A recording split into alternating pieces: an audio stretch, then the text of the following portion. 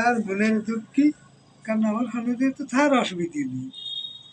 তো যদি 15 দিন আগে যায় তাও অসুবিধে নেই, একদিন গেলে অসুবিধা তাহলে নেই। কালকে দাওয়াত থেকে কবুল হয়েছে?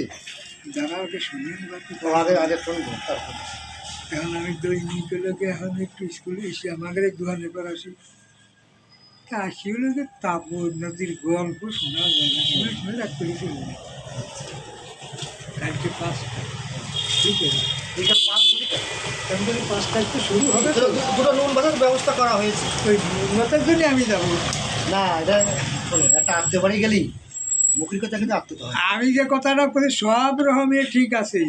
ভাতের মধ্যে যদি নুন না দেন ও কবে না যে আইলে ভাত খাতে আসে। সভাপতি আমাদের নজির হোসেন মিয়া, না তা তো ঠিকই, বিশিষ্ট সমাজসেবক জানেন এবং জানেন ন্যায়নিষ্ঠাবান আমাদের একজন গ্রাম্য মাতবার রতন জানে, বিএনপির কর্মী, ন্যায় নিষ্ঠবান বিএনপির কর্মী। বিএনপি কর্মী। সে রতন ন্যায় খান্তিক লাগাই সার্বিক তত্ত্বাবধানে হেমায়ত সদস্য সচিব শ্রীপুর উপজেলা ছাত্রদল। ওটা ঠিক আছে। ঠিক আছে। আমাদের দরিবিলের কৃতি সন্তান।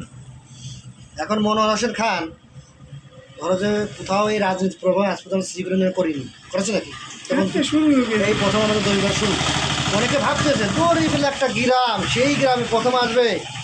এটা কেমন, এটা কেমন হয়ে যায়? যেমন আমরা কালকে আনবো, এরপরে যার যার যোগ্যতা যার যার ক্ষমতা আছে তারা এনে দেখা, তারা 5টা গরু মারবে না 6টা মারবে সেটা তাদের বিষয়, কিন্তু উদ্বোধন আমরা করে দিচ্ছি।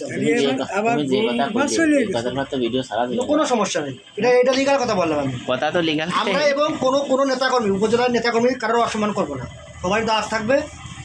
ঠিক আছে, এখানে আমরা কারোর অসম্মান করতেছি না, সবারই শ্রদ্ধার সাথে স্মরণ করে সবাইকে দাওয়াত দেওয়া হয়েছে। শ্রীপুর উপজেলার সমস্ত সকল নেতাকর্মীর আমন্ত্রিত। আমন্ত্রিত। আমরা যদি বিএনপি করি, আমরা বিএনপি সব এক, আমরা কোনো দলের বাইরে না, এগুলো বিষয় আসে। কেউ আছে কে আর একটা বিষয় করে, আর কেউ আছে দেখাই করে